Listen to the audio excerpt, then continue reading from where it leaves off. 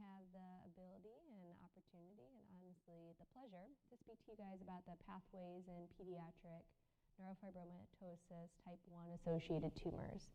We're going to try and paint a lovely picture of neurofibromatosis, the associated tumors, and treatment options that honestly a decade ago were not there. This will be insights on what clinicians hopefully need to know, want to know, and things that will help the patient population in greatest need. And so I'm hopeful, there we go, to move the slide forward to give you guys a chance to introduce you to ourselves. First, you can scan the QR code on a mobile device or anything at home to get credit for this. And as we go through the presentation, we're going to have a variety of questions and polling, so we'll kind of slow down when that's happening and definitely encourage you all to log in and put in your answers and learn a little bit of something this evening. All right. And when joining on your device, you can view the slides, access today's content, ask questions. We'll be trying to monitor the questions up here. Be a little lenient with us as we work through it, but we'll try and do it in live action and then potentially at the very end of the program. And then definitely to participate in the polling, as I mentioned. All right. So as a brief introduction, I'll actually let you start over there, see if we can get any pictures up there. Thank you, Amy, for the great introduction. My name is Matthias Karayanis. I'm a pediatric neuro-oncologist and chief of the Pediatric Neuro-Oncology Service at Memorial Sloan Kettering in New York, and I take care of patients with brain tumors and spinal cord tumors, including patients with neurofibromatosis. My pleasure to be here. Yeah. And luckily, we know each other outside of this platform as well, so it's going to be a fun night. But my name is Amy Armstrong. I'm an assistant professor of pediatrics. I work at St. Louis Children's Hospital and Washington University in St. Louis. And I direct our solid tumor program and deal with solid tumors that are outside of the central nervous system. So it's a nice parallel for what we're going to present this evening. I also co-direct our adolescent and young adult sarcoma program. I'm just really excited to be here this evening. All right, so what is neurofibromatosis type 1? We're going to use the next couple of slides to go through an overview of the disease mechanism, presentations, what you'll see in your patients, and ultimately why two oncologists are sitting on this stage tonight to talk to you a little bit more. So neurofibromatosis type 1 is caused by a mutation in the NF1 gene. This was discovered back in 1990. It sits on chromosome 17. Spans a very large region of that chromosome, which allows for a lot of different hits to occur to lead to a pathogenic mutation. Now, NF1 encodes a protein called neurofibromin and essentially acts as a tumor suppressor gene. So when there's a mutation in the NF1 gene, there's a mutation in the tumor suppressor gene, and there are pathways that can become overactivated and predisposed to a variety of clinical manifestations and tumor development for these patients. Now, the mutation in NF1 causes loss of function within neurofibromin. If you look at the bottom left of your screen, you'll see that there is a RAS signaling pathway. And when you lose neurofibromin, the RAS signaling pathway is constitutively hyperactive. And so that's always in motion. And then the downstream effector pathways are also, I'd say, on overdrive with their signaling. What I tell patients sometimes is that you're on this highway and the cars are just running down and there's just no way to stop them because we've lost that stop sign or that tumor suppressor ability there. The pathways that are implicated, there are a few. The two highlighted here are the RAS, RAF, MEK, ERK pathway, and then the AKT and mTOR pathway. But both of those will lead to cellular growth and enhancement. And on the right side of the screen here, you'll see that in red, people who are born with a germline mutation in NF1 will be predisposed to having cognitive or vascular effects from the mutation. But in order to develop other clinical manifestations, you require another hit in NF1. And there's a variety of things that we'll talk through in this presentation that can occur in this patient population. But everything in green that develops within that person presented here is due to a second hit or a somatic mutation or loss of heterozygosity in NF1. There we go. And here's a variety of clinical manifestations that we can see. So just kind of going head to toe here in this lovely adult person that's presented, you can see that macrocephaly, sphenoid wing dysplasia, CNS manifestations, so optic gliomas, so optic pathway gliomas, diffuse astrocytomas, or glioblastomas can develop in patients who have NF1. Most commonly, I think we see learning disabilities, ADHD, obviously difficulty with school processing sometimes, epilepsy, seizure disorders, headaches, cerebral artery stenosis. There are skin manifestations that we'll see in NF1, axillary freckling, so freckling that you can see in the armpits or on the groin line, cafe au lait macules, which we'll talk a little bit about in the next slide, but the most common manifestation in patients who have NF1. Variety of tumors, so GI stromal tumors, carcinoid leiomyosarcomas, seen more commonly in the adult population. Then peripheral nervous system manifestations, so that's what that PNS stands for. But neurofibroma development should be a bulk of today's talk, and then malignant peripheral nerve sheath tumors, which unfortunately is the #1 cause of death in patients who have NF1. Other things that we can see within the bones, short stature, tibial pseudoarthrosis. On the right-hand side of the screen, kind of going up, rhabdomyosarcoma, I think they're indicating it can develop in the bladder, it can really develop anywhere within the body for that type of tumor manifestation. Pheochromocytomas, renal artery stenosis, so a patient who has NF1 may have an elevated blood pressure, and really working through why that blood pressure is high, especially if they're not on any other causative medications. Scoliosis is extremely common, so often, at least for our team, orthopedic surgery and neurosurgery is intimately involved with these patients. Interstitial pulmonary fibrosis and coarctation of the aorta, as I mentioned, the hypertension, and leash nodules, which is an anomaly that you'll see in the eyes. I think we have a picture on the next slide to kind of take you through some of that. So obviously I went head to toe through a lot of things that you can see in a patient who has neurofibromatosis type 1, but in order to get to the clinical diagnosis, you need to manifest at least 2 of the following scenarios. That being said, if your parent or sibling has NF1, you really only need to show 1 clinical manifestation. Or if you have a mutation in the NF1 gene, it's a newer indication now, then you also just need 1 clinical manifestation as well. And when we think about those clinical manifestations, optic pathway glioma, so if you go to the right side of the screen and then the MRI that's in the middle there, that's an indication of an optic pathway glioma. Freckling in the axilla, the armpit or the groin, if you have that and your dad has NF1, you then have NF1. 2 or more leash nodules or choroidal abnormalities, and that's the picture of the iris that you see there. That's obviously more than 2 within that eye. That's an example of a leash nodule. 2 or more neurofibroma tumors of any type, or 1 plexiform neurofibroma. So if you have a plexiform neurofibroma, you have nothing else going on, and then you have a genetic mutation, you're going to get the diagnosis of NF1. Furthermore, as I said, the most common thing we'll see is 6 or more cafe au lait macules, and they look like coffee. So cafe au lait, I took a little French back in the day, but little coffee stained skin findings on the skin, and that's the upper left picture that you're looking for there. In a prepubertal individual, the size of that lesion, which is due to the mutation within the melanocytes, would be about 5 millimeters or greater, but once you enter puberty, you have to be 1.5 centimeters or 15 millimeters to make that criteria for the size of a cafe au lait macule. And then distinctive osseous lesions, so sphenoid dysplasia, bowing of the tibia, or pseudoarthrosis, are other things that are very common and seen within NF1 and can lead to that ultimate diagnosis.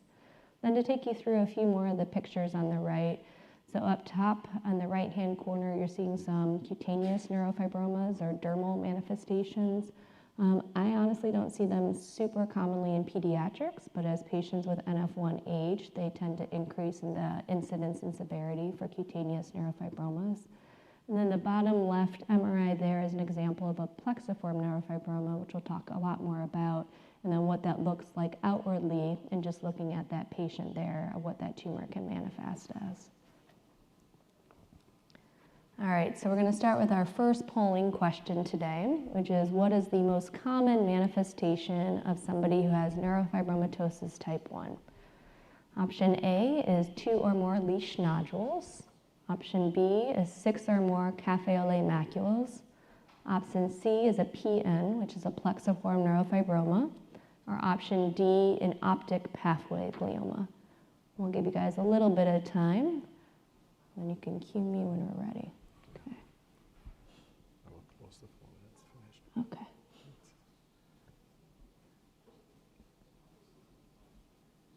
And if you scroll up, can we see answers? Oh, okay. It's coming in. Good. Yes, all right. We're getting a number of answers that are coming in from the audience. And so the most common picked answer is B, 6 or more cafe au lait macules. Which is the correct one. So good listening this way through. Excellent. Yeah, and I'd say just a comment on it, sometimes with leash nodules we'll require our patients to see ophthalmology for help with that diagnosis. Plexiform neurofibromas we'll talk a little bit more about, and then optic pathway gliomas. There are some patients that will develop cafe au lait macules over time too, but usually by the age of 8 or 10 we'll definitely see that clinical manifestation for NF1. All right, so how common is it, right? We're sitting up here today to talk about tumors that can develop from neurofibromatosis type 1. And for us, it's actually the most common cancer predisposition syndrome that exists. So about 120 people each day are going to be born with NF1. And that really is about 1 in 2,500 to 1 in 3,000, depending where you're getting your quotes from, incidence within the patient population. Now, NF1 is an autosomal dominant mode of inheritance. So that being said, if your father has NF1 and he is producing a child, there's a 50% chance that that child will then have NF1. Complete penetrance can be with a variable expression. 50% can have a new mutation. I think this is really important. So we talk a lot about families who have NF1 and genetic inheritance, but about 50% are going to have a de novo or new genetic mutation, and their parents and their siblings may be completely, showing no signs or symptoms of NF type 1. It's possible to have mosaicism with segmental features, so that means that only a segment of the body actually carries the mutation within NF1, and you're only going to see features of NF1 within that particular segment. That can be a lot harder to diagnose. It's normally not a blood test where you're able to pick that up, and you need to actually test some of the cells in which you're seeing some of the NF1 mutations. There are over 3,000 pathogenic variants that are reported, and most are loss of function. So as I said, the gene that can be disrupted is extremely long. And when that happens, there are a lot of exons, a lot of areas to have mutations. And with that, a lot of variants that we analyze for when we're doing genetic testing. Then I think the really important thing is that there's a limited genotype-phenotype correlation. So you may have a certain mutation within the NF1 gene, but we can't sit up here and predict exactly what kind of course you're going to have. Also, if you have NF1 and your brother has NF1, you guys may have different presentations of that disease. I think that's very important as we work through and try to counsel and caution families what to look out for and that kind of thing. All right, so we're next on our next polling question. If a child is born to a parent who has NF1, you have 4 options. The child has a 100% chance of also having NF1. If also diagnosed with NF1, the child will have the same phenotypic presentation as the parent. If the child has 6 or more cafe au lait macules, they meet diagnostic criteria for NF1. And the child will not have NF1 if their sibling does not have NF1. So A to D, we'll give you a little more time. All right, the answers are coming in from the audience rather quickly. Perfect. And we have awesome. a leading We have a leading, answer. Yeah. So we have 93%, 87, 88. Okay. It's in motion, but the vast majority, 88%, are indicating. Guess we'll close our poll. Should we close our poll? Sure. Yeah, Yep, there we they were go. They're close, that's closer. good. Got it. Perfect. Great. And hopefully you guys can see these poll results remotely. I know you guys can't necessarily see it out in the audience, but 85% agreed that if the child has 6 or more cafe au lait macules, they all meet the diagnostic criteria for NF1, and that is true. So a family member plus a clinical manifestation will lead to that diagnosis. Make sure I give you enough time too. All right, so clinical progression of NF1 from birth through early adulthood. And I think that this is really important because somebody can be born with NF1 but may not show all the features of NF1 at birth. And as they get older, what kind of things should we be looking out for? As pediatricians, as those who work with adolescents, as those who might work with young adults, there are different things that we need to be on higher alert for. But by and far, the most common things we'll see early on in life are cafe au lait macules. That's what the CALMS stands for. Some of the bony malformations you'll see early on, or else you may not end up seeing it. But the orbital dysplasia, tibial dysplasia, pseudoarthrosis. And then the plexiform neurofibromas, a lot of us who work in this field think that the majority of plexiform neurofibromas are actually present at a very early age. That being said, they'll continue to grow throughout life, but a lot of babies and infants may actually already possess that area of tumoral development. And then as we get through infancy to young children, you'll start to see some learning deficits. ADHD, autism spectrum disorder can be very common, motor and or speech delays. So really ensuring that these patients are plugged in with appropriate therapies when they're in grade school, that they have IEPs or additional school support to become as academically successful as possible. And then optic pathway gliomas start to come about within young childhood. As we continue to age, you'll see a little bit more of the skin fold freckling or the leash nodules. Scoliosis will become a little bit more apparent as the bodies are growing. Dermal neurofibromas, so cutaneous neurofibromas, and a paraspinal neurofibroma, and then brainstem gliomas. And then really as we hit adulthood, we see some of our more aggressive malignancies that we'll treat for patients who have neurofibromatosis type 1. So malignant peripheral nerve sheath tumors, breast cancers, and high-grade gliomas. So I'll only treat a handful, I feel like, of patients within my tumor cohort who have malignant peripheral nerve sheath tumors, but my counterpart is an adult sarcoma specialist at Siteman Cancer, and she tends to see more of these as they come about in 20s and 30s-year-olds. All right, and then this last slide here is really showing the lifetime risk of developing tumors in NF1. So as I said, the NF1 is the most common tumor predisposition syndrome. What does that mean? So if you look at the left here, you'll see that patients who have NF1 who are female, which is the top yellow line, or male with the top blue line, their lifetime risk of developing a tumor is exponentially higher than the normal population, which is seen in the dashed line below. And in particular, the yellow line, which indicates females, is higher because they have a higher risk of developing breast cancers. And you can really see it's a nice linear development, unfortunately, for patients who have NF1 versus that exponential curve that you can see within the general population. And over on the right hand, that's kind of a picture that's depicting the type of tumors that develop for patients who have NF1, which is within the blue circles that we're seeing. And the yellow circles are for the general patient population. But in particular, the highest sites of areas for disease for patients with NF1 and tumoral development is within the central nervous system, the brain. So we can see low-grade gliomas that manifest in maybe younger children, to then the high-grade gliomas, glioblastomas, life-ending diagnoses in older populations, especially as you age. You can see at the very bottom of that pictorial representation, you have age at cancer diagnosis, so 20, 40, 60, and 80. Additionally, soft tissue tumors, so that's going to be more of your malignant peripheral nerve sheath tumor, a little bit of your leiomyosarcomas that we'll see, and then autonomic nervous system tumors. Versus in the general population, a variety of other sites within the body in which tumors can develop in patients who do not have NF1. All right, so last question here, hopefully we highlighted it, but which tumor in neurofibromatosis type 1 is more typically seen in adulthood, so not as often within kids. And I know some of these words are a little bit new to the audience, especially for those who aren't oncologists, but the first option is a low-grade glioma, which is a manifestation of tumoral cells within the brain. So that's option A. Option B is an optic pathway glioma. Option C is a plexiform neurofibroma, and then option D is a malignant peripheral nerve sheath tumor. So maybe a little bit harder to answer, but we'll see. Well, the answers are coming in, Okay.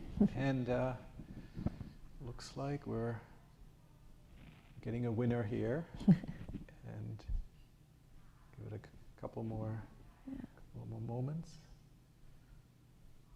Perfect. All right, so we have a winner. Yeah, so I'll at least go through the results for the people in the room. So 22% of people said a low-grade glioma was most common in adulthood. 8% an optic pathway glioma, which we'll allude to in just a sec. 22% a plexiform neurofibroma, and then 49% a malignant peripheral nerve sheath tumor. And the correct answer is that, which is D. So again, more commonly will be seen in later in adolescence and young adulthood. And as I mentioned, is unfortunately the most common cause of death for patients who have NF1. All right, you ready? Okay, so we're moving on to this part of the talk titled Assessing Your Practice, Optimizing Outcomes for Patients with NF1-Associated Tumors. So that's what I'm going to be focusing on. And I'm going to be starting out with optic pathway glioma, which is one of the most common tumors that we see in patients with NF1.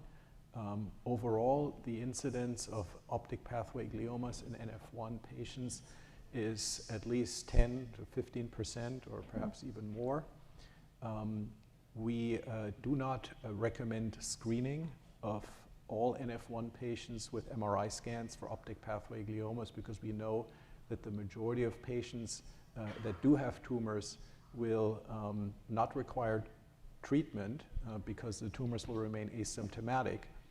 However, there are indications for screening patients with an MRI scan, and that includes abnormal ocular findings or symptoms. So we do recommend vision screening and ophthalmological screening in patients with NF1, but not necessarily MRI scans for surveillance of these tumors unless there's a specific clinical concern. So what you see here is a depiction of the visual or optic pathway, starting in the retina and then going backwards to the chiasm, to the optic tract, and then to the optic radiations in the occipital lobes. Mm-hmm. And optic pathway tumors, or optic pathway gliomas more specifically, in patients with NF1 can occur anywhere along along the pathway. And it turns out that for NF1 patients, there's actually a preponderance for tumors that are located more in the anterior parts of the optic pathway, meaning within the optic nerve proper, and or the chiasm, but both in NF1 and non-NF1 patients with optic pathway gliomas, any of those areas of the visual pathway can be affected, and sometimes multiple areas.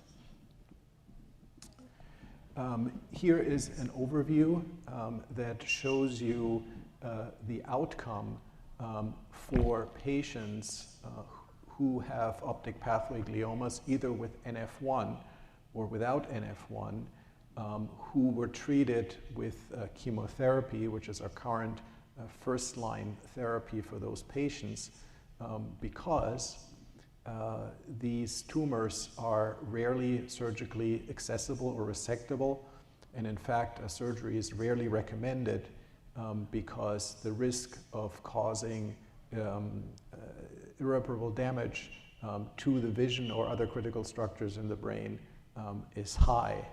And when you have a typical appearance of the optic pathway glioma on the MRI scan, with or without NF1, you don't necessarily need a tissue biopsy to confirm the diagnosis. So when the diagnosis has been confirmed and the clinician has decided that the patient requires treatment because there is threat of further tumor growth and or impairment of vision, you can see the outcomes here. So these are Kaplan-Meier curves.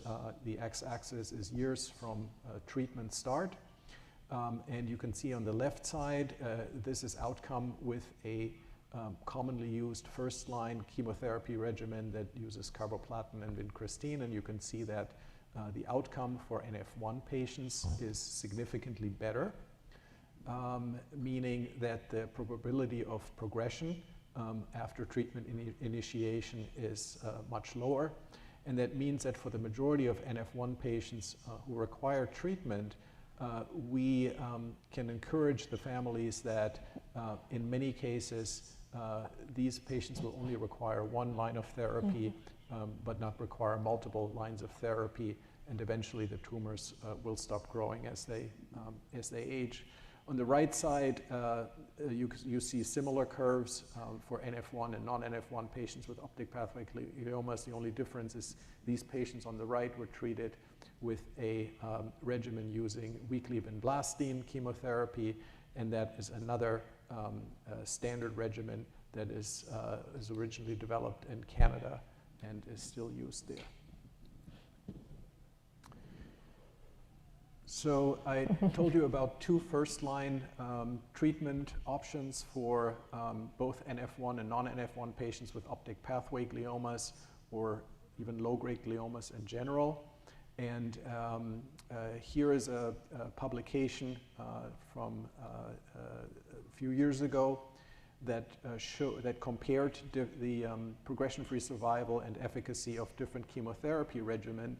And it turns out, at least in this non-randomized study, that carboplatin single-agent therapy, where you administer carboplatin only once every 4 weeks, appeared to have a similar or identical progression-free, or result in similar identical progression-free survival compared to other more toxic regimen, including combination chemotherapy regimens. Because of that, in our practice at our institution, we generally recommend a single-agent carboplatin as first-line chemotherapy for those patients, although, as I mentioned, there are multiple first-line accepted chemotherapy regimens, including carboplatin plus vincristine or vinblastine. The advantages of using single-agent or monthly carboplatin versus weekly are obvious. If you use monthly carboplatin instead of combination therapy, a Mediport is not necessarily required if the patient has AV access. There are fewer infusion visits every 4 weeks instead of weekly. Carboplatin allergy risk is much lower with monthly administration because that's directly tied to the amount of infusions a patient receives. And then, of course, with single-agent carboplatin, the patients do not encounter vincristine-related toxicity, which includes alopecia, neuropathy, constipation, jaw pain, and others. So that's why we generally prefer this regimen for patients who are not eligible for clinical trials or other therapies. So we're going now to our question. And the question is, which regimen is not considered a standard first-line therapy option for pediatric patients with NF1 and low-grade glioma? A, weekly carboplatin plus vincristine. B, weekly carboplatin. Actually, it's supposed to say monthly carboplatin. That's an error. C, thioguanine, procarbazine, lomustine, and vincristine. And D is weekly vinblastine. So all of those 4 regimens have been studied in pediatric patients with low-grade glioma.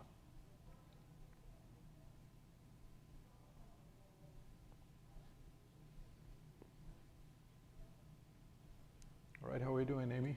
We've got some good answers coming through. I feel like they normally close the poll, not us, so give it a little bit longer. Oh, there we go.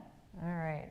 All right, so we have a clear winner here, and the majority of the audience selected C, thioguanine, procarbazine, lomustine, and vincristine, and rightfully so, because although this is an effective chemotherapy regimen for treating patients with pediatric low-grade gliomas, it is much more toxic than the other regimens, and does seem to have only comparable efficacy. So typically, we do not choose this as a first-line therapy.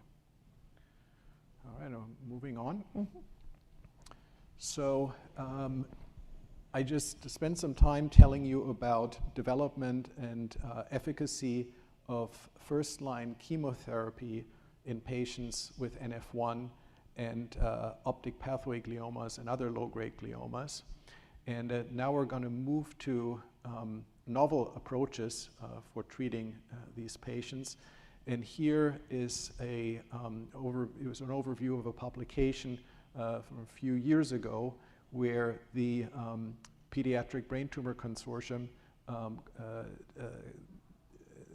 undertook a prospective phase 2 clinical trial for selumetinib in pediatric patients with BRAF aberrant. So these are many of the low-grade gliomas that are not associated with NF1 patients, or NF1-associated recurrent, refractory, or progressive low-grade glioma patients. So these were patients who had prior therapy that was standard first-line therapy with chemotherapy, but then required a second-line treatment, either because the tumor did not respond to the first-line therapy or progressed on therapy or after therapy. And you can see on the right side a cartoon that depicts what's called a waterfall plot. So every bar represents the tumor volume of a patient. And any bar that goes below the 0 line means that the tumor shrank. And when the bar goes above the 0 line, that means the tumor grew on treatment. And the treatment duration on this clinical trial was 2 years, which is twice as long than the typical treatment duration of first-line chemotherapy, which is typically around 1 year. And so what you can see is that there was at least some tumor shrinkage observed in all patients that were treated on this study, NF1 patients with optic pathway and other low-grade gliomas. And you can see that almost half, more than a third of the patients met the bar for a objective partial response, which per radiology criteria is shown here with the dotted line. So those results were very encouraging to prompt further development of this drug, which is a MEK inhibitor for this indication. So I'm showing you now what the National Cooperative Group does in terms of clinical trial development. So this is the Children's Oncology Group, which is a large consortium of pediatric cancer centers and hospitals that includes over 300 hospitals in the United States and some other countries, including Canada. This study is now a phase 3 randomized study of selumetinib, again, a MEK inhibitor, versus carboplatin vincristine in newly diagnosed or previously untreated NF1-associated low-grade glioma patients. There's a companion study with a very similar design for non-NF1 patients as a separate study. The protocols are fairly similar. But for NF1 patients, patients who are previously untreated, who have NF1 and a low-grade glioma, most of those are going to be optic pathway glioma patients, who wish to enroll on this study after informed consent will be randomized to one of the two treatments, either arm 1, carboplatin vincristine, or arm 2, selumetinib, and it's a 2-to-1 randomization, so twice as many patients will go on the experimental arm, which is selumetinib, the MEK inhibitor, versus the standard chemotherapy arm of carboplatin and vincristine. And the patients will be monitored for response by imaging, so MRI scans, but importantly, also functional outcomes will be observed on this study, including for patients who have optic pathway gliomas, visual outcomes, because we want to learn not only which treatment is better in terms of resulting in tumor shrinkage and progression-free survival intervals, but also whether there's a difference in terms of functional outcomes between the two treatment arms. So that's a study that is currently ongoing, and we expect over the next few years will eventually lead valuable data comparing these two different treatment paradigms when compared directly head-to-head as a first-line treatment option. Another type of drug that has become very helpful in a select subset of patients with optic pathway gliomas and other low-grade gliomas, both in NF1 and non-NF1 patients, has been bevacizumab. It's a monoclonal antibody against the vascular endothelial growth factor, or VEGF. And basically what it does in tumors, including tumors in the brain, it can greatly reduce the peritumoral edema and even make tumors smaller by decreasing the intratumoral edema as well. And what you can see here, again in waterfall plots, is the improvement of vision of patients who have been treated with bevacizumab. And you can see on the right-sided figure on the right that visual acuity changes for patients who were treated with bevacizumab and optic pathway gliomas in many cases led to improved vision, in the vast majority at least to stable vision. So these were patients who had progressive vision loss. And one of the key findings from this study was that bevacizumab appeared to be especially useful or efficacious in the NF1 patients with optic pathway gliomas in terms of improving vision. And so this is a treatment that we sometimes consider in patients who have rapidly worsening vision or acute visual loss, and sometimes this can be of benefit in select patients. Now, how does one decide when a patient with NF1 and an optic pathway glioma needs treatment? And that is complicated, as this slide shows you. There are some very clear-cut situations that unanimously would be voted for proceeding with treatment. So you see on the left here a change in visual acuity that is statistically significant. Here it's measured in logMAR. It's a standardized way of quantifying changes in vision. Or when a patient develops a new visual field loss, that is pretty much a generally agreed upon indication for treating the patient. And then on the other end of the spectrum, at the bottom, you can see if a patient has an optic pathway glioma, yes, but they have a stable visual acuity, they have stable visual fields, the tumor is not growing on the MRI scan. Generally, those are patients who we don't recommend treating, but rather observation. And as I mentioned before, many patients with NF1 who do have optic pathway gliomas do actually not require therapy. So watch and wait is always a consideration for these patients. And then in the middle, you see various factors that will be going into the equation of deciding when to initiate treatment for an NF1 patient with optic pathway gliomas.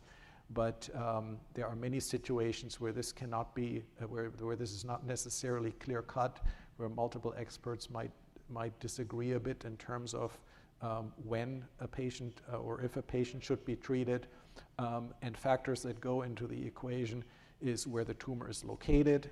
We know that tumors that are further posterior or further back in the visual pathway actually have a higher risk for visual loss. the tumor growth rate, whether the patient can actually give us a reliable visual acuity, and that's often an issue in very young patients. So sometimes that becomes an important factor too, because if you can't measure the visual acuity reliably, you may want to err on the side of trying to preserve vision with proactive therapy. So that leads us to the question, which of the following are strong indications for tumor-directed therapy in children with NF1 and optic pathway glioma? So A would be a patient with a newly diagnosed chiasmal tumor with a normal vision. B would be minor progression on MRI imaging with stable vision. Scenario C would be minor progression on imaging with stable vision and development of precocious puberty. And D would be stable MRI and new visual field cut or visual field loss. All right, open for voting. Open for voting. It's a great question.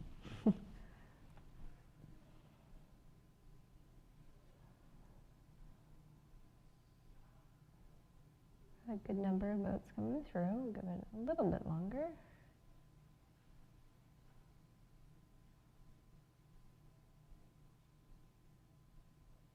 Okay. All right, excellent. So the majority voted for D, stable MRI and new visual field loss, and that is based on what I just showed you on the prior slide, that the development of a new visual field loss is typically considered a strong indication for starting first-line chemotherapy in those patients. And walking through the other options for the newly diagnosed chiasmal tumor with normal vision, for this kind of patient, this is, generally we would not recommend treatment because this patient may actually never need treatment. For B, for the minor progression on imaging with stable vision, if there's only a minor progression on imaging, that does not necessarily trigger a treatment decision, especially if the vision remains stable. And then C, this was a question that astutely the audience correctly identified as being not an indication, even though I didn't mention that in a prior slide, so that is excellent. And that is a development of precocious puberty, which these patients with optic pathway glioma, whether they have NF1 or not, are at risk at, in itself is not an indication for therapy, and that's very important. Okay, so moving on now from low-grade gliomas to high-grade gliomas. You heard earlier in the presentation that patients with NF1 are at risk for developing not only low-grade gliomas, but also higher-grade or more malignant gliomas, including glioblastomas. And this is a study that was recently published by a group of investigators looking at patients who were adult age, so over 18 years of age, who were diagnosed with a glioma and who also had NF1. And what this shows is that, unfortunately, the survival of these patients was extremely poor, and that was almost regardless whether the histology of the tumor was a WHO grade 1 or 2 histology, which is generally considered low grade, versus grade 3 or grade 4 histologies. After about 5 years, both patients group did about equally dismal. And what this highlights is the fact that gliomas who arise in adults with NF1 are biologically much more aggressive, very different than gliomas in children that arise in children with NF1, which typically do not require any further treatment when these patients become adults. So that's why it's important to look out for any new symptoms in adults that could suggest a glioma. And also importantly, one of the risk factors for developing a glioma in the brain includes ionizing radiation. And that is why this is a modality We try to limit very much for patients with NF1 regardless of age, and that includes to a lesser extent X-rays, but other interventions that carry higher risk of ionizing or doses of ionizing radiation, such as CT scans, PET-CT scans, PET scans, and of course radiation therapy. So we try to avoid these as much as possible in NF1 patients of any age. All right, now moving on to the value and role of all members of the multidisciplinary care team for caring for these patients with NF1. As you've seen throughout the presentation, caring for patients with NF1 covers a wide spectrum of diseases, of pathology, of conditions, and hence, depending on what the particular patient's symptoms, findings, etc. are, will require care from different specialists. There is a very important role for the primary care providers in diagnosing these patients. Many patients with NF1 are diagnosed through the primary care providers, but it remains a vastly underdiagnosed condition. And that includes at hospitals where there are NF1 experts, where there will be patients who have NF1 and they will be underdiagnosed or not diagnosed. Primary care providers play a vital role, including pediatricians, in recognizing possible signs of NF1, and then making the appropriate diagnosis and or referrals for these patients. And ideally, especially if it is an NF1 patient who has multiple or significant complications from the underlying disorder, access to a multidisciplinary pediatric neuro-oncology team with NF1 experience and expertise is very helpful, but that really is, that varies quite a bit geographically depending on where you're located in the country.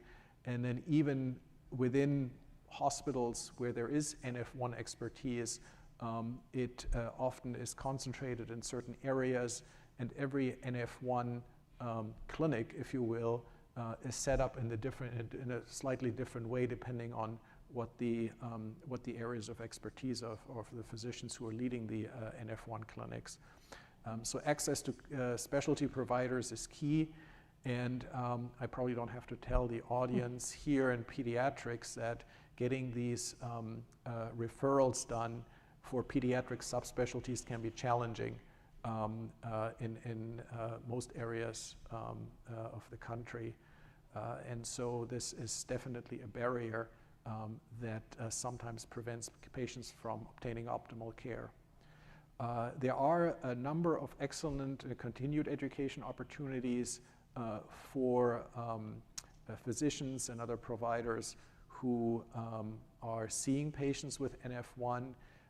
The Children's Tumor Foundation is a very important advocacy group who is a patient advocacy group that supports research, clinical research, basic research, and general awareness of the condition, and has made major strides in terms of raising awareness for NF1.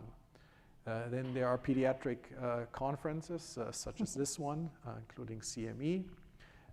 There are a number of excellent online education resources, including Medscape as well as UpToDate, that have very good resources on NF1. And then last but not least, society guidelines from the American Academy of Pediatrics that were recently updated a couple of years ago in terms of how to provide longitudinal care and surveillance for patients with NF1 by the primary care providers. And similar guidelines have also been published by the American College of Medical Genetics. So these are all wonderful resources to find out how should be a patient monitored who has NF1 once the diagnosis has been made. Yeah, it's a really nice summary. We're going to shift gears a little bit, but I think, being part of the American Academy of Pediatrics conference, I know we have a lot of general academic pediatricians, obviously pediatricians who are out in the community. I feel like a lot of this can be overwhelming, and I think the biggest thing to take home is that what can develop in a patient who has NF1, and obviously if you can identify that patient who has NF1, that's even more helpful. And trying to realize that some signs and symptoms may actually be indicators of more aggressive manifestations. So visual change in a young child with NF1, maybe an optic pathway glioma. So recognizing that, getting that patient to the appropriate attention. I know in our NF clinic, they see ophthalmology yearly for evaluations. So really making sure that we're plugging these patients into the resources that they need. I have a lot of respect for my neuro-oncology colleagues as well. So I'm going to move over to a common tumor that I treat, which is something called a plexiform neurofibroma. And the majority of people whom I speak to about this have a big question mark on what this even means. And when we talk about plexiform neurofibromas, I'll explain the tumoral formation and what they look like. But I want to be careful that when I use the word tumor, it doesn't always mean an aggressive malignancy. It just means a compilation of cells that shouldn't necessarily be there and are indicators of pathology. So with a plexiform neurofibroma, what happens is the normal nerve architecture goes into complete disarray. So up on the top left-hand side of your screen, what you see is what a normal nerve bundle would look like. Well organized, surrounded by the perineum. You have your Schwann cells interacting with a few fibroblasts and mast cells, Remac bundle that's in there, and just nice, organized nerve structure. When we talk about a plexiform neurofibroma, to me, this is something that has just gone into disarray. So the Schwann cells become tumorigenic, which means that they have a double hit with an NF1, and they start to talk to a lot of other cells and recruit them into this microenvironment, cells that shouldn't necessarily be there. You can already see that you can start to develop a growth or a tumor along an actual nerve. And these can really develop on any nerve throughout the body, which makes it very difficult for us to figure out what the best treatment approach would be and what the symptoms would even be. Something on the leg is different than something near the eye, something in the mouth, or something internally. But you can see a lot of disruption, a lot of cells that should not be there, and a lot of problems that can develop for kids and adults. The right side of the slide is to indicate that plexiform neurofibromas are, in quote, a benign tumor, but they can acquire additional genetic mutations within that initial tumor that can predispose them to go onto a more malignant pathway. And so usually the middle ground there is something called an atypical neurofibroma. We can sometimes see that develop within an actual plexiform. So if there are certain parts of that plexiform tumor that's growing more rapidly, that's becoming nodular, that's enhancing differently on MRI, we start to get a little bit concerned. And then additional genetic mutations like CD8K2A loss, SUS12 or EED alterations can really push that tumor over into developing into a malignant peripheral nerve sheath tumor. So about 40% of patients who have NF1 will go on to develop some sort of plexiform neurofibroma. So fairly common that we might see these tumors. Not all of them require treatment. And then about 10% of patients who have plexiform neurofibromas throughout their lifetime are at risk of developing a malignant peripheral nerve sheath tumor. So really making sure that patients who have plexiforms are monitored and that we're looking out for these malignant transformations. Because if we're able to intervene earlier, or when we're starting to get some genetic heterogeneity there and take that portion of the tumor out, that can ultimately be life-saving for that patient. I think pictures are worth 1,000 words a lot of the times, and really understanding what some of these tumors can look like. Then you can start to understand the burden that it places on the patient, on the family, and on the life. So the upper left-hand side is a plexiform neurofibroma that's located in the neck of that boy. He's smiling, so seems happy, but that tumor can very much be tender. It can extend pretty deeply, interiorly. It can alter the airway, can obstruct swallowing or eating. In the middle and on the right-hand side, you see some indications of what these MRIs of plexiform neurofibromas look like. So they're not well-circumscribed tumors. I tend to call them a bag of worms for patients. They kind of weave in and out as they develop. They're slow growing, so they will grow around a lot of vital structures, but they're definitely going around vital vasculature, vital nerves, making just plucking them out extremely difficult. You can see that they're very deep and they can be very extensive. Now, in the bottom picture, there is a plexiform neurofibroma just around the orbit, which is clearly obstructing the vision of that child and can be very problematic as they grow.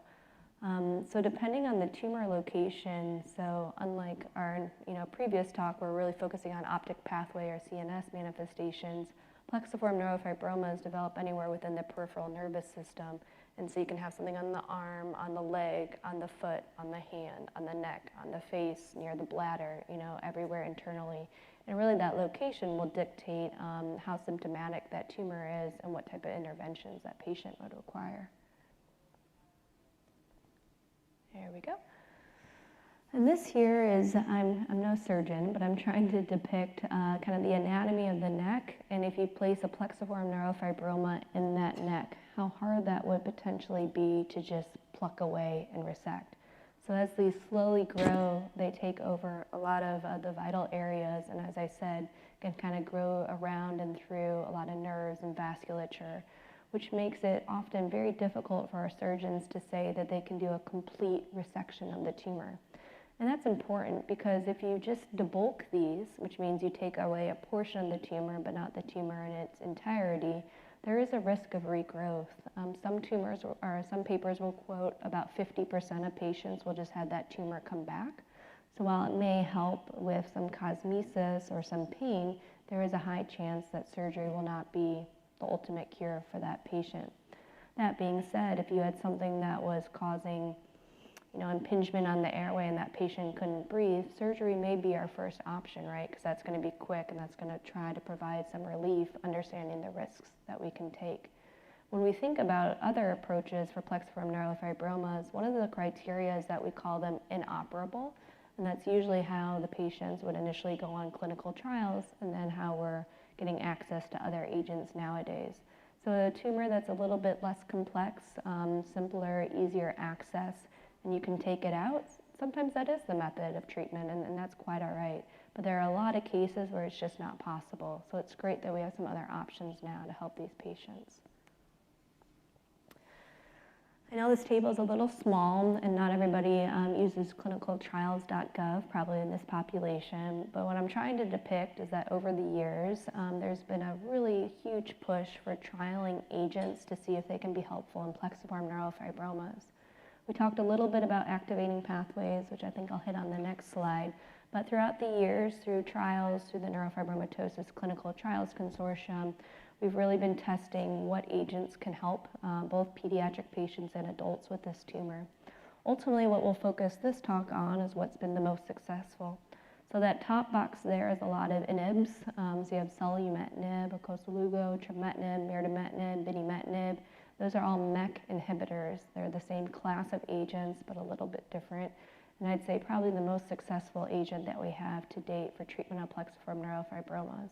Then I also highlighted a drug called cabozantinib. We'll talk about its mechanism of action here on this slide. So first, when we deal with MEK inhibitors, I spoke at the very beginning of the talk on how a mutation in NF1 causes this disruption in the creation of a protein called neurofibromin. And then you get this pathway that's just hyperactive. It's always moving. And if you look downstream of the pathway into RAS, RAF, MEK, ERK, the goal of a MEK inhibitor is to place a stop sign back into that pathway and to get it back under control. So as I was talking about that highway of cars coming in, it's kind of like you're placing that stoplight again, and you're controlling the rapidity in which things are moving through that cellular process. On the left side, you see an mTOR pathway. There have been drugs that have been trialed to target that, but just have not been as successful as our MEK inhibitors to date. The right side of this diagram is a completely different treatment approach, which is trying to capitalize on the communication of the Schwann cell within the other cells that are part of that tumor microenvironment. So there's a lot of cellular signaling that's happening, that's a crosstalk that is allowing the cells to communicate, bring other cells in. And the goal of cabozantinib is actually to inhibit KIT and VEGF-R2. That's why it was initially studied, although we've learned about some other helpful targets, and to really kind of break up that crosstalk and see if by doing so they could reduce tumors and reduce the activity of that tumor microenvironment. This, I think, was probably the landmark study that was done showing treatment, the success of treatment of plexiform neurofibromas by the agent selumetinib or Koselugo. This paper is through the New England Journal of Medicine and was showing the initial results of the phase 1 that became a phase 2 study in which Koselugo or selumetinib was trialed at 3 different dose levels. And so at the top of the diagram on the right side, you have a lot of what we call waterfall plots. And I know he kind of explained what those were like. But you have these waterfalls going down, which represent an individual patient. And anything below 0 would be a shrinkage within that tumor. And then as part of the studies, usually our goal, at least for a plexiform neurofibroma, is to try to shrink the tumor by at least 20%. And so that's the goal that's part of a lot of clinical trials. Now, I'd like to highlight, and I want to be quick on time, that sometimes doing measurements for these tumors is extremely difficult. So what the clinical trial data shows us is great, but when I'm practicing in my institution and asking my radiologists, I tend not to get an exact % of tumor reduction. So it's helpful to have that data, but not always applicable to real life.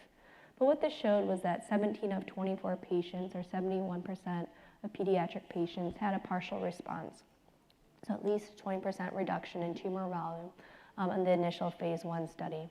And all had some level of tumor reduction who were placed on selumetinib. And that occurred at a variety of dose levels as well.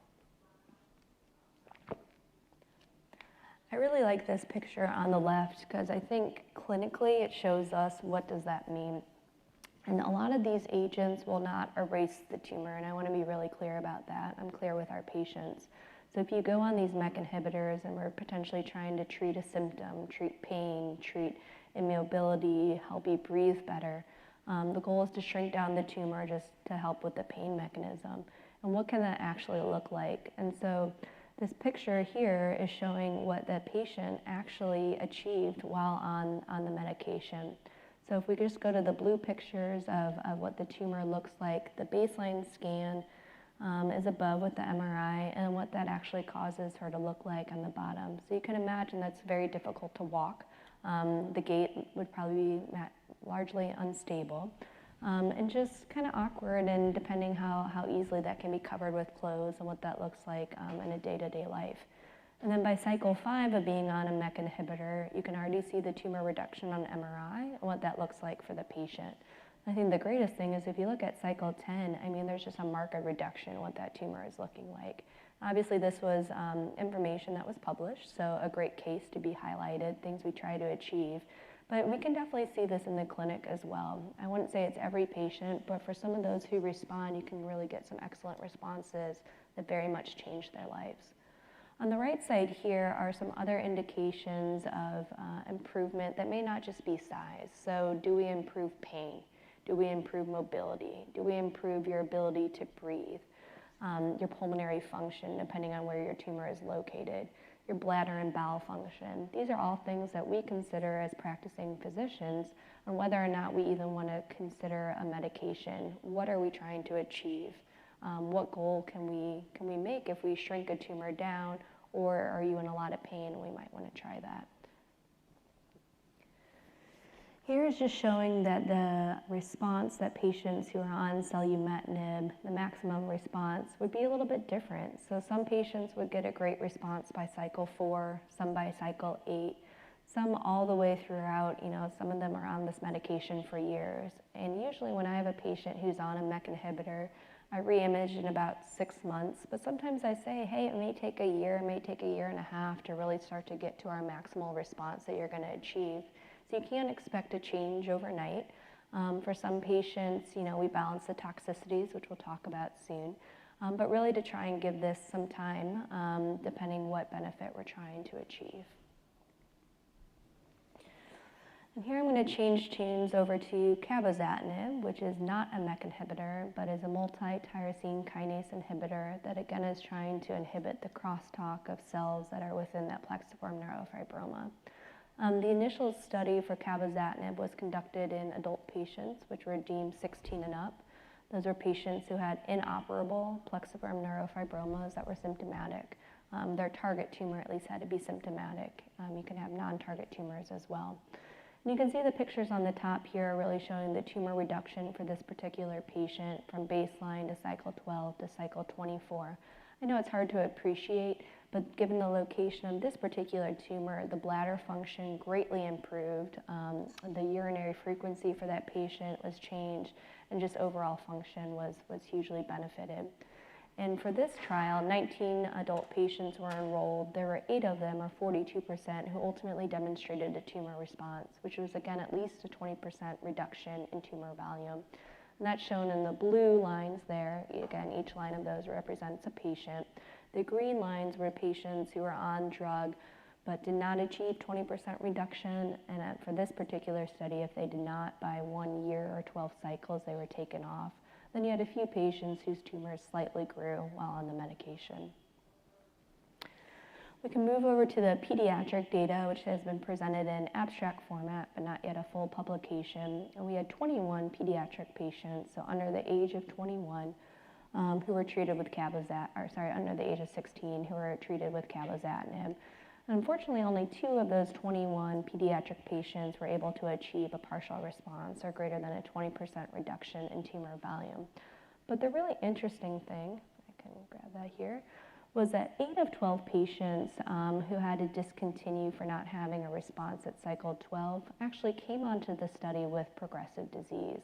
And so what we saw was that tumors that were growing, at least when those pediatric patients started cabozantinib, the growth rate slowed down markedly. So while it didn't meet the benchmark or the objective for the clinical trial, I'd say that we were able to achieve some element of benefit for that patient population. And these are things that we're considering as we're building our next studies, and also when I'm in the clinic, considering what patients should go on, especially if they failed other modalities. This is just a nice bar graph showing a variety of MEK inhibitors. Obviously, I know our time is a bit limited, but selumetinib, I would say, is the most studied, especially within the FDA context. But we also have other MEK inhibitors, including trametinib, binimetinib, mirdametinib. The light green bars here are pediatric patients, and the dark green are adult patients. And you can see the overall response rate for the drug used. And the drug is indicated at the bottom there, and then the number of patients who are on it. So selumetinib is achieving about a 70% response rate for pediatric patients. And again, you're looking at a 20% tumor reduction. Trametinib is about 45% response rate in pediatrics, but I will say it can be a very helpful medication, especially because its formulation can be liquid. So for very young patients who can't swallow a pill yet, in which selumetinib is, sometimes trametinib is a helpful option for them. And then binimetinib, which is in pill form, seems to do pretty well in the pediatric population as well, over 70% response. Then within adults, their tumors tend not to be growing as rapidly. They go on these medications for other indications, but selumetinib still pretty high success rate in the adult population. Cabozantinib was at 42%, and then mirdametinib has been studied pretty extensively with SpringWorks, and that's for about 45% of patients who responded in the adult population. So when do we actually treat a patient who has a plexiform neurofibroma? Now, I told you that NF1 is an extremely common tumor predisposition syndrome. There's a lot of patients who will have NF1. A little under half of those patients are going to develop a tumor called a plexiform neurofibroma. And I'm trying to harbor that these tumors can be benign, that only a very small subset may turn into an overt malignancy that would require a very different treatment approach. So for a benign tumor, what actually warrants treatment? What warrants a referral to a pediatric oncologist or an adult oncologist? And so the first question is whether or not this tumor is symptomatic, right? And so if you're sitting with a plexiform neurofibroma, but it's not bothering you, it's not causing any social dysfunction depending on location, you're just going about your day-to-day activities, most likely we're going to recommend that we observe. I tend to image annually. as able, just to evaluate for some malignant transformation and keep an eye on these tumors, especially based on size. But by and far, you might not need surgery, you might not need a medication, and that's quite all right. On the right-hand side, if you are symptomatic, so if your tumor is painful, if it's located somewhere that's causing organ compromise, if your tumor has been fast growing, disfigurement, so think about, an 8, 10, 12-year-old with a large tumor on their arm or their face that they can't really cover with clothing. How does that impact them at school, right? And so that might change us a little bit in what our treatment approaches are going to be. And then pain is a really big one. A lot of these tumors can be exquisitely painful. It's not always in direct relation to size or location. And sometimes even if we're not able to shrink down the tumor, we are able to help the pain by starting some of these targeted therapies. So once we know whether your tumor is symptomatic and you think, okay, some of these things are going on, I might consider treatment, then the next question is, where is the tumor? Again, it can be anywhere throughout the body, and depending on location, we're going to be relying on a completely different set of teams to help us out. So somebody who has a tumor near their eye would be seeing ophthalmology, ocular plastic surgery, something near the face, ENT, in the head and neck region. Something deep in the chest, is that causing any impairment on heart function, on breathing? Is that general surgery, pulmonology, cardiology to assist us? Abdomen and pelvis, again, general surgery, pediatric surgery, urology or GI. Extremities can be benefited by our orthopedic surgeons, depending on location. And the spinal cord, that's a really hard one for me, because a lot of these tumors will develop around the spinal cord, sometimes not cause any obvious dysfunction, but if they grew, could be extremely problematic. And so really making sure that we have a neurosurgeon and neurology on board as we're assessing patients who would require treatment. And then the question is, can we do a complete surgical resection? I told you at the beginning that can be somewhat difficult, but for some patients that is possible, or we think there is impending organ compromise, and if we don't do something right away, it's going to be very problematic. Surgery may be the way to go in that scenario. If a complete surgical resection can't happen, or for whatever reason the patients would prefer not to undergo surgical resection, then we consider starting targeted therapy. And right now, outside of a clinical trial, the only targeted therapy that we can prescribe with FDA approval is selumetinib. And as of April 2020, we do have approval to use insurance companies and things like that. And with that, patients who are age 12 to 18, tumors are non-operable, tumors are symptomatic. That's usually the first medication that we may try just based on FDA approval. All right, so I've got a couple questions talking about plexiform neurofibromas and treatments, and hopefully we still have some people with us. But the first one is, if the plexiform neurofibromas is comprising the airway, would be best treated by. So the first option is MEK inhibitors. I told you there's a variety of MEK inhibitors. Second option is cabozantinib, that multi-tyrosine kinase inhibitor. C is observation, hoping for spontaneous regression, that while it can occur, is not a guarantee. And D would be surgical resection if feasible. All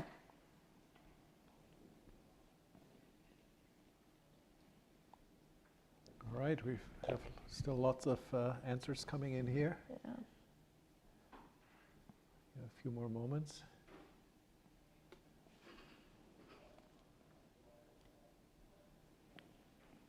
All right. Okay. All right, so the poll is closed.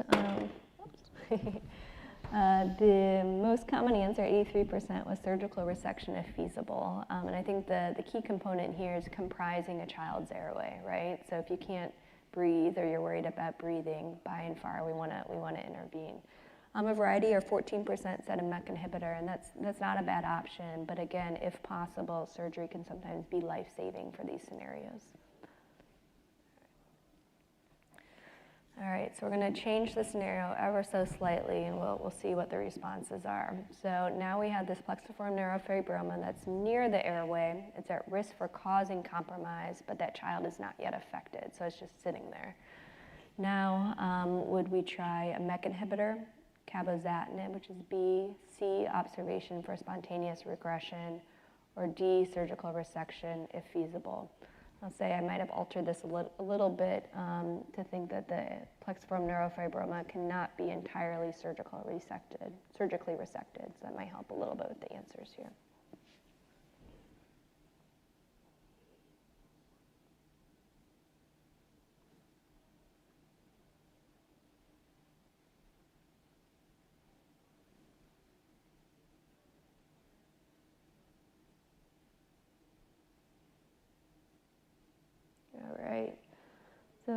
good poll closure. We had about 60% wanting to use a MEK inhibitor, 13% cabozantinib, 23% for observation for regression, and D, surgical resection, 3%. And yeah, I think I'd like to highlight that it's a great thought, thinking about observation, especially knowing about risks and toxicities of medications. I'll say usually when kids are coming in, if they have something that's awfully close to causing harm, that is a time when I would like to intervene if I can, or at least trial medication to figure out if that's going to be of benefit for them. Sometimes the last thing I want to do is have the child backed into a corner, or me backed into a corner for something that we don't yet expect. So the option here would most likely be a MEK inhibitor, which is the FDA-approved option right now. All right. Plexiform neurofibroma, located near the spinal canal with potential for invasion, is best managed by. Really, this question here is not necessarily about treatment, but about the team that needs to be involved. So a primary care provider could continually see that patient. B would be an oncologist. C, an orthopedic surgeon or orthopedic surgery. And D, a multidisciplinary team that consists of neurology, neurosurgery, and oncology.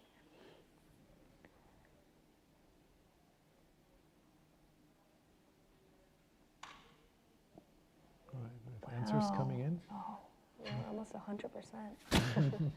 Excellent. Yeah. Perfect. So poll is closed, and I'd say the vast majority said D, a multidisciplinary team with neurology, neurosurgery, and oncology. And really making sure that the people involved have the best expertise due to the location of the tumor to begin with, which is huge. There we go.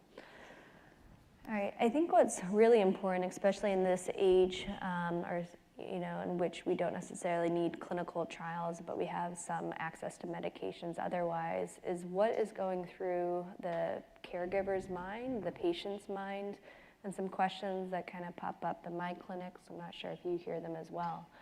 But the first thing, these are pretty direct quotes in some form or another, that my child is NF1, which problems will develop, and what do I need to watch out for? This can be really hard to answer. I'd say also the answer may be a little bit different if you're speaking to a patient who's 4, a patient who's 14, or a patient who's 24, because you might already see some of these manifestations. Also understanding that they're at risk for a lot of tumor development throughout their lifetime can be very scary, like a lot of our cancer predispositions can be. So I'd really say that this should be catered to the patient and the family, understanding that each journey can be very unique. Kind of head to toe, the general things that we do evaluate for, and I happen to do that in conjunction with my neurofibromatosis clinic, and that's run by our neurologist. But also to provide some reassurance, to know that just because you have this condition doesn't mean that everything's going to develop.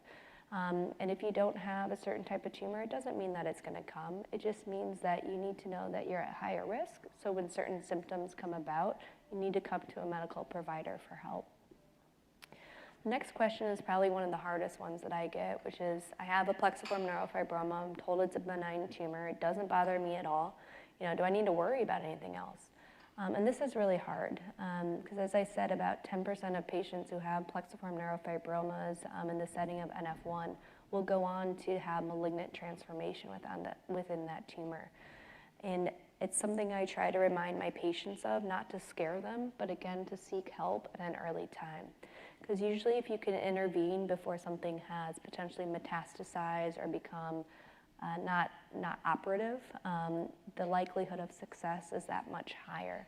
So it's a reminder, it's about 10%, 8 to 13%, depending on some studies, where these can become overt malignancies. So for my patients who have plexiforms, I say, hey, if you have a sudden increase in pain, if you're noting something that's growing awfully quickly, raise your hand. We want to know about that right away, whether or not you're on medications. And I'll say that there are some patients who are on MEK inhibitors, and they did develop malignant peripheral nerve sheath tumors during that time. So we know that these medications are not preventative for malignant transformation. Then the last one, are there therapies that I can take to improve NF1? That's hard too. I'd say the diagnosis of NF1 is not curable. We don't have some gene-modifying therapy right now that will erase the alteration and just make the phenotypic presentation go away. What we can say is that we can help as best as possible right now with the things that develop because you have NF1, and really making sure that we're providing you with a care team that can be the most helpful as possible.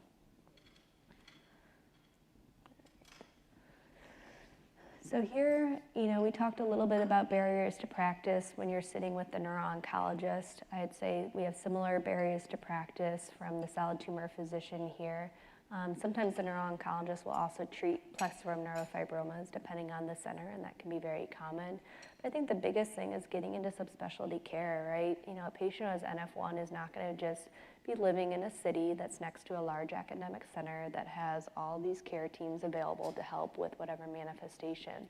So how can we engage the community, really help those community physicians know what to look out for?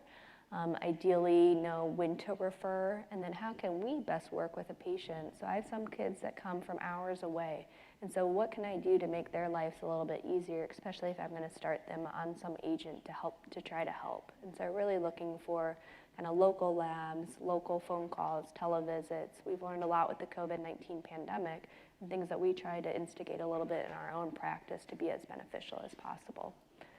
And then community physician considerations. So understanding the clinical manifestations can be handled locally and which require referral to care. Again, there are some very basic things like ADHD, autism spectrum, potentially some seizure disorders, things that you might be able to help modify a little bit locally, versus an optic pathway glioma that's symptomatic, that's going to require a referral for a higher level of care. So being aware of the head to toe, what can develop, and what seems out of your wheelhouse is extremely important. Assisting with imaging or evaluation, so like I was saying, that patient doesn't live super close, but we need an MRI or we need some blood tests. Can we work with the community that's around there to make life a little bit easier for everybody and make sure we're modifying treatments well, and that we're obviously evaluating for toxicities. For me, any sudden changes in pain and growth, I have a utmost respect for general pediatricians for a wide number of things. And as an oncologist, we're always the end game, right? We get the referral for the pediatrician that located this or recognized this, or the ER that identified that, while we're handed the diagnosis to then work up and treat. So really just to feel empowered that if you're seeing something that you're not comfortable with, we are more than happy to help, whether it's a phone call or an immediate referral in, and understanding again that a variety of tumors can develop with an NF1. And then understanding too, targeted therapies are not high dose chemotherapy. So a lot of the time these kids are not going to be immunosuppressed. They can be undergoing normal day-to-day activities. When they get an infection, it's going to be okay. They can be seen for an ear infection, things like that. I will say, and hopefully we have enough time, that there are some drug interactions with some of the medications we use. So sometimes we tell our families that if you're started on a new medication, to let us know so we can make sure that both those medications will be safe. But please help, help with primary care things. I think it's great to have a relationship where everybody can work together. And then I think our last just two slides really highlight that targeted therapies, while they're new and great and we have access to them, are not benign medications too. And they can come with toxicities, and they definitely come with monitoring. And so a patient that was used to being seen once a year, all of a sudden may be seen monthly in my clinic as we're starting a new agent to make sure that we're doing it safely. And also, before I start patients on medications, we go through the pros and cons. Why do we need to start this?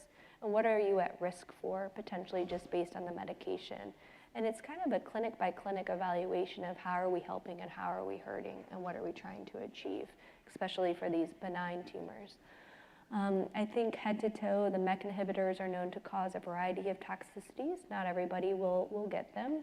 And then on the clinical trials, a lot of patients were able to stay on drug, but there were some that required dose modifications. And also to know that we have the ability to dose modify. So if something is too toxic for a patient, we'll usually hold or go down on a dose level, which just means a lower dose of medication. And we can do that a few times before thinking that this just isn't working.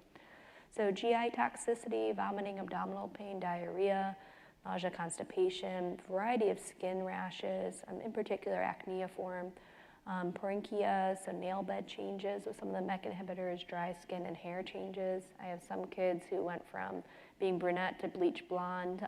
They like it, but just to really advise them what can happen color-wise and with hair thinning. MSK changes, muscle and bone pain, elevation in CPK. In general, feeling fatigue, pyrexia, and edema. Headaches can develop from the medication, but also from a number of other things, so sometimes requires close monitoring. Hematuria, proteinuria, so we're now analyzing urine samples.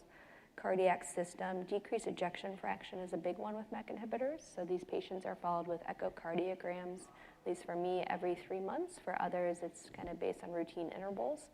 Tachycardia and some ocular changes as well. So I'd say the big things that we do for patients who are on these types of treatments, we'll start from the bottom up. Lab testing is huge. So we tend to do it monthly initially when we're starting out on the medication, and then I'll space it out if we tend to be doing okay, or think about local labs depending on where that patient is situated at. Ophthalmic evaluations, at baseline, we want to make sure that there's no ocular concerns, because we know that some of these medications can cause a variety of ocular toxicities. Sometimes we'll do exams at 3 months and then 12 months on medication and then yearly. Each center may be a little bit different in their approach. But if patients are having changes, we try to get them in right away.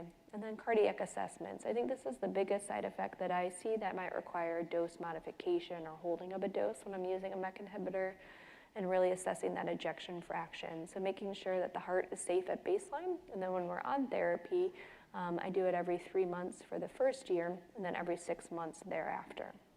And the package insert for a variety of these medications will give you some guidelines on toxicity evaluations. All right, and I think we're on to our last question here.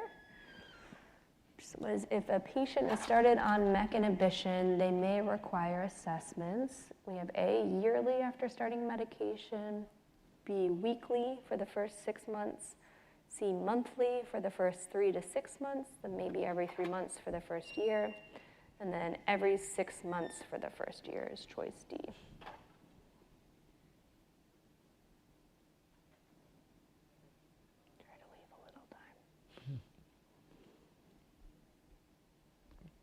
All right. Being there. Yeah. All right. Looks like we still got a good group with us, so thank you for that.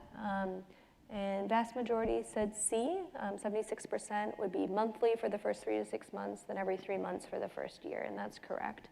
And I'll say, let alone the lab tests that we'll get, also vital sign assessments can be extremely helpful too, because we can see weight changes, blood pressure changes, physical examination is really important. So making sure that these patients know that they will be evaluated much more closely than they potentially have in the past. All right. Oops. All right. And then for the last slide here, just kind of unmet needs. So FDA approval, at least for MEK inhibition in my setting, was 2020, right? That was only 3 years ago right now. There's a lot we don't know about targeted therapies. We don't know long-term side effects, short-term changes, the ability to use it in the real-world settings, who needs treatment, who doesn't, practicing approaches at different institutions, the timing of when to actually initiate treatment, when to think that it's not working. How do we truly evaluate those tumor changes? Like I said, our radiologists at certain institutions just aren't going to give that same level of tumor change that a clinical trial may provide. We're still working on optimal dosing and dosing schedules, duration, and then I'd say the effect of MEK inhibitors on growth and development, really learning how we're best using it in younger children right now.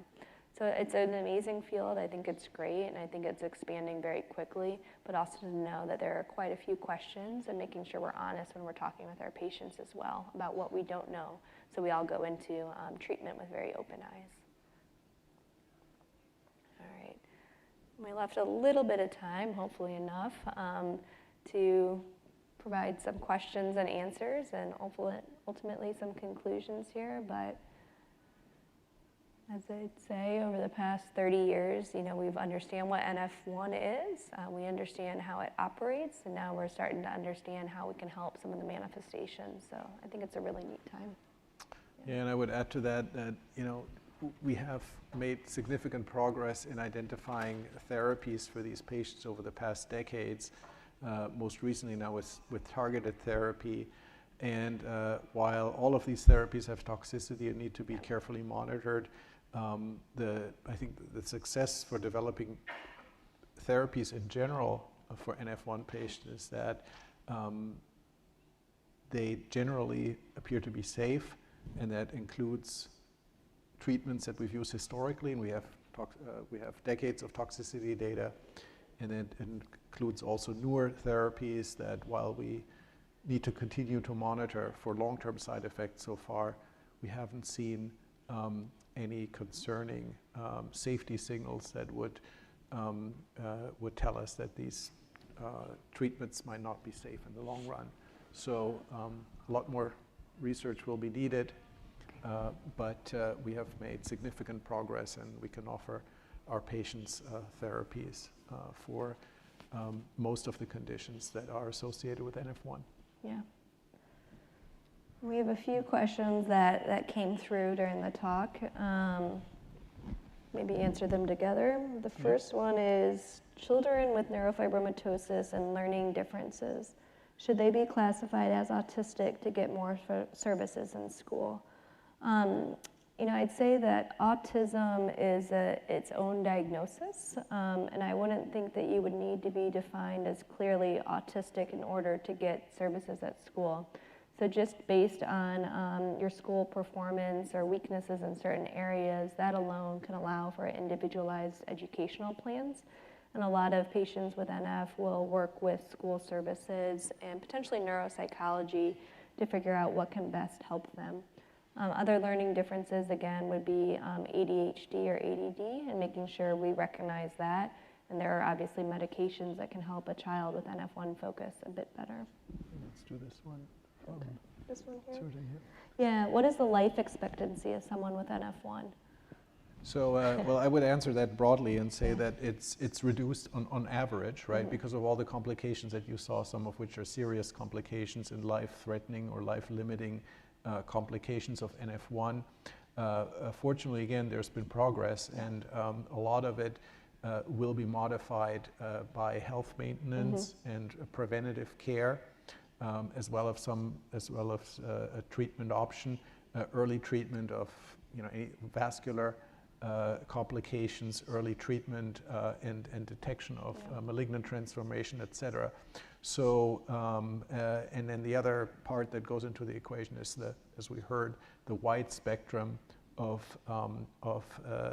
disease in NF1 patients, and the wide spectrum of clinical presentations from patients who have very minimal to no symptoms and a very limited phenotype, to other patients who have a significant disease burden, especially later in life, developing multiple malignant cancers. So that clearly is making it challenging.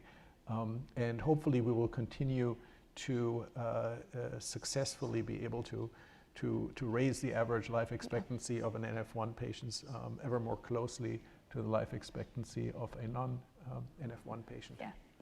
And if you don't develop, early life-ending ailments, you have the potential to have the life expectancy of a normal individual too. You want us to keep going with questions? Wrap it up. Okay.